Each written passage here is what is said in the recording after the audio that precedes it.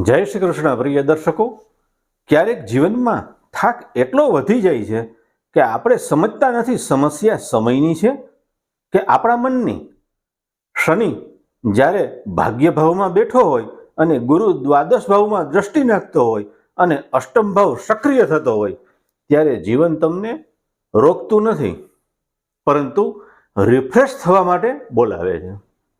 મિત્રો, ફેબ્રુઆરી 2026 કર્ક રાશિના જાતકો માટે એવો જ એક સમય છે જ્યાં એક કોલ, એક મેસેજ અને એક મુલાકાત જીવનની દિશા બદલી નાખે છે।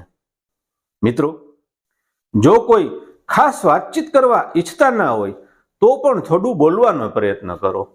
જો કોઈ વ્યક્તિ સાથે લાંબા સમયથી વાતચીત ના થઈ હોય અને તે એવું સમજી રહ્યા હોય કે તમે અહંકારમાં છો અને તમે એવું સમજી રહ્યા હો કે સામેવાળાને અંતર બનાવી લીધું છે, એમને ઈગો છે, તો આ અંતર દૂર કરવાની એક જ રીત છે, એક ફોન લગાવી લ્યો।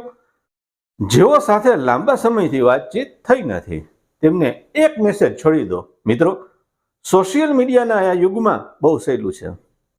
કહેવાનો અર્થ માત્ર એટલો જ છે કે જ્યાંથી પણ તમે પોતાને તાજગી મળે છે તેને સાથે લઈને ચાલો। કર્ક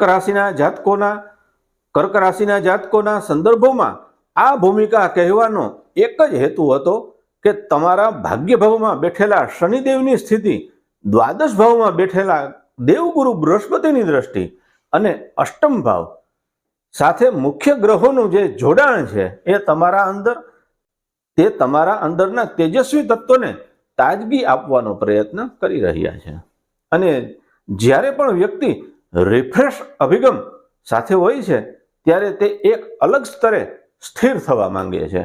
સંક્ષેપમાં એટલું જ સ્વીકારવું જરૂરી છે કે સમય તમારી માટે તાજગી લાવી રહ્યો છે, નવાપણું લાવી રહ્યો છે, આંતરિક ઉમંગ, જોશ લાવી રહ્યો છે।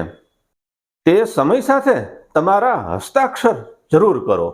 જે સંબંધો પાછળ રહી ગયા છે તેને ફરી અપનાવવાની જરૂર છે, ગેરસમજો દૂર કરવાની જરૂર છે અને જીવન યાત્રાના પ્રવાહને જોવાની જરૂર છે।